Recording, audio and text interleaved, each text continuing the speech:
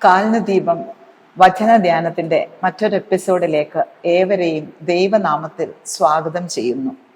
കൽക്കൂമ്പാരമായി മാറേണ്ടിയിരുന്ന ഒരു ജീവിതത്തെ വിശുദ്ധീകരണത്തിന്റെ ഔന്നത്യത്തിലേക്ക് കൈപിടിച്ചുയർത്തുന്ന യേശുവിന്റെ സ്നേഹത്തെ പ്രതിപാദിക്കുന്ന ധ്യാന വിഷയമാണ് ഇന്ന് തിരഞ്ഞെടുത്തിരിക്കുന്നത്. വിശുദ്ധ യോഹന്നാൻ എഴുതിയ സുവിശേഷം 8-ാം അധ്യായം 1 മുതൽ 11 വരെയുള്ള വാക്യങ്ങൾ പ്രതിപാദിക്കുന്ന പാപിനിയായ സ്ത്രീയുടെ ജീവിതത്തിലൂടെ നമുക്ക് ലഭിക്കുന്ന ആത്മീയ ഉൾക്കാഴ്ചകൾ എന്തെന്ന് ഈ പ്രഭാതത്തിലും നമുക്ക് പരിശോധിക്കാം. വിശുദ്ധ യോഹന്നാൻ എഴുതിയ സുവിശേഷം 8-ന്റെ 3-ാം വാക്യം ഇപ്രകാരം പറയുന്നു: പരീശന്മാരും ശാസ്ത്രിമാരും പാപത്തിൽ പിടിക്കപ്പെട്ട ഒരു സ്ത്രീയെ, വ്യഭിചാര കർമ്മത്തിൽ പിടിക്കപ്പെട്ട ഒരു സ്ത്രീയെ കൊണ്ടുവന്ന് പുരുഷാരത്തിന്റെ നടുവിൽ നിർത്തുന്നു. ലോക സഹജമായ ലോകത്തിൻ്റെതായ ഒരു പ്രാക്ടീസാണിത്. ആരെയെങ്കിലും വിമർശനത്തിനോ അവഹേളനത്തിനോ അടിമപ്പെടുത്തുകയാണെങ്കിൽ അത് പരസ്യമായി ചെയ്യുന്നത് ലോകത്തിന്റെ സ്വഭാവമാണ്. വ്യക്തിപരമായി തിരുത്തപ്പെടേണ്ട കാര്യങ്ങളെ പരസ്യമായിട്ട് സമൂഹത്തിന്റെ മുമ്പിൽ വെച്ച് ആക്ഷേപിക്കുമ്പോഴും തിരുത്തുമ്പോഴും കുറ്റപ്പെടുത്തുമ്പോഴും അത് കേൾക്കുന്ന വ്യക്തിക്കുണ്ടാകുന്ന വേദനാജനകമായ അനുഭവത്തെക്കുറിച്ച് കുറ്റപ്പെടുത്തുന്നവർ ശ്രദ്ധിക്കാറേയില്ല. വചനം 3 ഇങ്ങനെ പറയുന്നു: ശാസ്ത്രിമാരും പരീശന്മാരും വ്യഭിചാരത്തിൽ പിടിച്ചിരുന്ന ഒരു സ്ത്രീയെ കൊണ്ടുവന്ന് നടുവിൽ നിർത്തി. അവളെ നിർത്തിയത് പുരുഷാരത്തിന്റെ നടുവിലാണെങ്കിലും അവൾ എത്തിപ്പെട്ടത് യേശുവിന്റെ മുമ്പിലാണ്. നമ്മുടെ ജീവിതത്തിൽ വളഞ്ഞു വെച്ചുകൊണ്ട് ചുറ്റും നിന്നുകൊണ്ട് നമ്മെ പരിഹസിക്കുവാനും നമ്മെ അവഹേളിക്കുവാനും ശ്രമിക്കുന്ന ഒരു വലിയ കൂട്ടത്തിലും നാം എത്തപ്പെട്ടത് യേശുവിന്റെ മുമ്പിലാണെങ്കിൽ അവസ്ഥയ്ക്ക് മാറ്റം വരുന്ന മനോഹരമായ ഒരു കാഴ്ചയാണ് ഈ ഭാഗത്ത് പ്രതിപാദിക്കുന്നത്.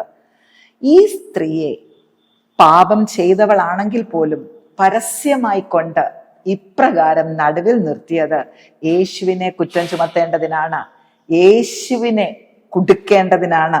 5-ാം വാക്യം ഇങ്ങനെ പറയുന്നു: നീ ഇവളെ കുറിച്ച് എന്തു പറയുന്നു?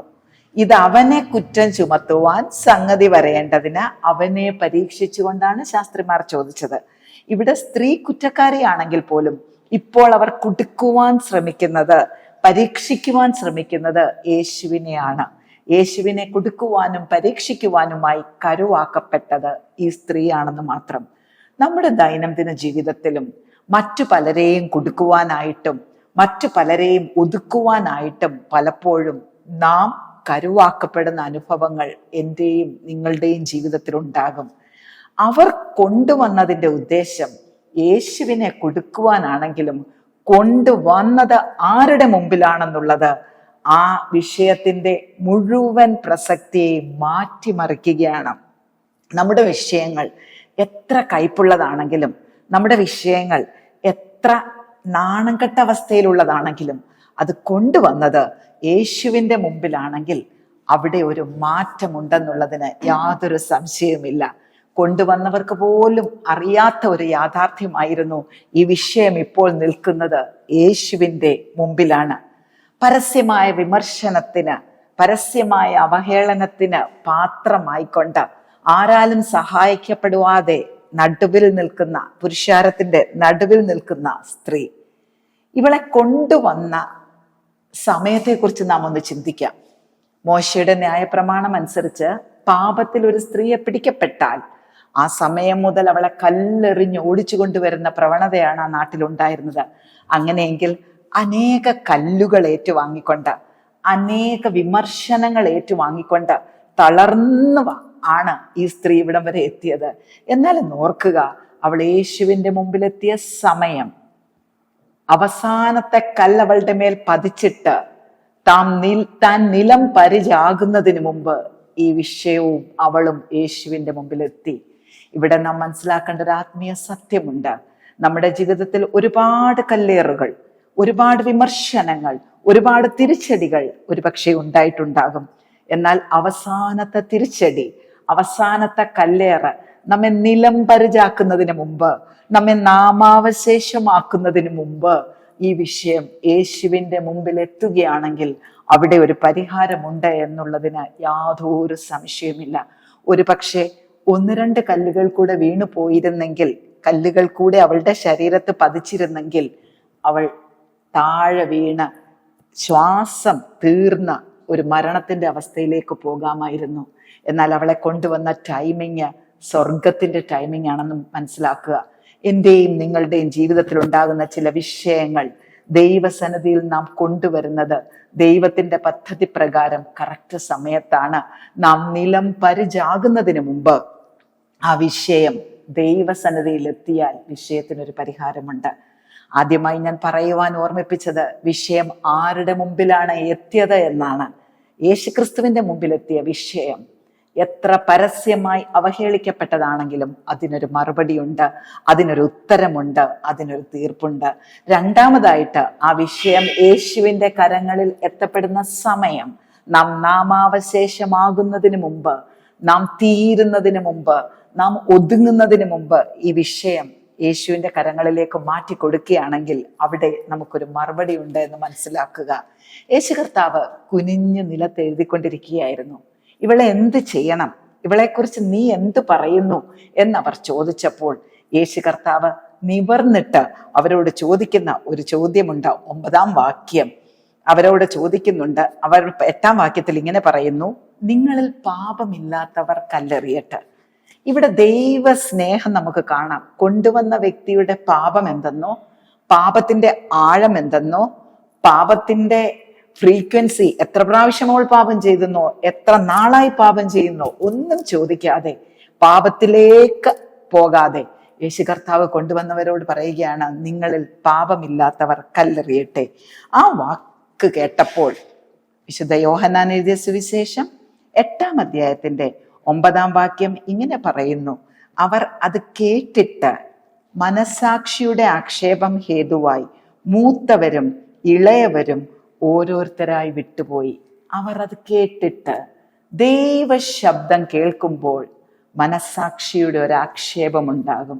എന്നാൽ ഈ ലോകത്തിൽ നാം രാവിലെ തുടങ്ങി വൈകിട്ട് വരെ ചില വ്യക്തികളോട് സംസാരിച്ചാൽ പോലും യാതൊരുവിധ മനസാക്ഷിക്കുത്തോ മനസാക്ഷിക്ക് ഹേമമോ മാനുഷിക വാക്കുകൾക്ക് കൊടുക്കുവാൻ പറ്റാതെ വന്നപ്പോൾ ഇവിടെ യേശുവിന്റെ ഒരു വാക്കിൽ അവർക്ക് മനസാക്ഷിക്ക് ആക്ഷേപമുണ്ടാകുകയാണ്.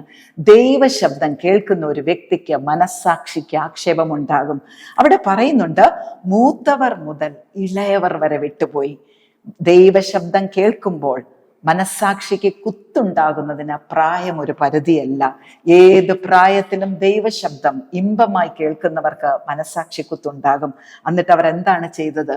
ഒന്നും പറയാതെ അവർ വിട്ടേച്ചു പോവുകയാണ്. അവിടെ യേശുവും സ്ത്രീയും മാത്രം അവശേഷിക്കുന്നു. നമ്മുടെ ജീവിതത്തിന്റെ ചില പ്രതിസന്ധികളിൽ വട്ടം നിൽക്കുന്നവരൊക്കെ വിട്ടുപോകുമ്പോൾ നാമും ദൈവവും മാത്രം അവശേഷിക്കും.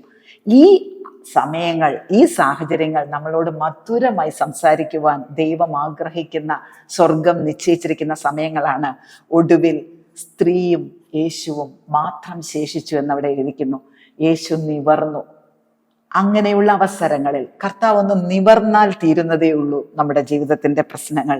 കുനിഞ്ഞു നിലത്തെഴുതിക്കൊണ്ടിരുന്ന യേശു കർത്താവ് ഒന്ന് നിവർന്നാൽ തീരുന്നതേ ഉള്ളൂ നമ്മുടെ പ്രശ്നങ്ങൾ. യേശു അവളെ ശാന്തമായി നോക്കിയിട്ട് അവളോട് പറയുന്നു, ഞാൻ നിനക്ക് ശിക്ഷ വിധിക്കുന്നില്ല, പോക, ഇനി പാപം ചെയ്യരുത്.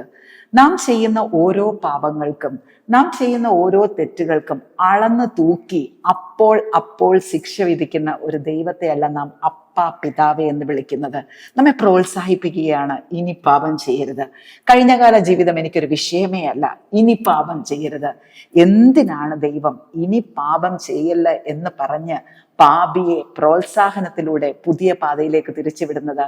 അന്ത്യന്യായവിധി നാളിൽ വലിയൊരു ശിക്ഷാവിധിയിൽ കുടുങ്ങി നാം പാതാളത്തിന്റെ ഇരുളിലേക്ക് മാറ്റപ്പെടാതിരിക്കണമെങ്കിൽ ഇത്തരത്തിൽ കുറ്റപ്പെടുത്താതെ, ഇത്തരത്തിൽ വിമർശിക്കാതെ മാത്രം ശേഷിക്കുമ്പോൾ പ്രോത്സാഹിപ്പിക്കുന്ന ഒരു ദൈവത്തെയാണ് നാം അപ്പ എന്ന് വിളിക്കുന്നത്. അങ്ങനെയെങ്കിൽ നമ്മുടെ ജീവിതത്തിന്റെ വിഷയങ്ങൾ, പാപങ്ങൾ എത്ര ചെറുതോ എത്ര വലുതോ എത്ര പഴകിയതോ ആയിക്കൊള്ളട്ടെ, മാത്രം ശേഷിക്കുന്ന അവസരങ്ങളിൽ നാമും ദൈവവും മാത്രം ഉള്ള സമയത്ത് നമ്മുടെ മുറിക്കുള്ളിൽ ഇരുന്നു കൊണ്ട് ദൈവസന്നിധിയിൽ പറയുകയാണെങ്കിൽ അവന് പറയുവാൻ ഒരു മറുപടിയുണ്ട്. സമാധാനത്തോടെ പോവുക, ഇനി പാപം ചെയ്യരുത്. അപ്രകാരമുള്ളൊരു പോക്ക് വലിയ ശിക്ഷാവിധിയിൽ നിന്ന് നമ്മളെ രക്ഷിക്കുമെന്നുള്ളതിൽ സംശയമില്ല. ഈ വചനങ്ങളാൽ പാപപങ്കിലമായ ജീവിതം വിട്ടേച്ച് നമുക്ക് ദൈവ സാന്നിധ്യത്തിൽ അടിസ്ഥാനത്തിൽ ജീവിക്കാം. അതിനേവരെയും പരിശുദ്ധാത്മാവ് സജ്ജമാക്കട്ടെ.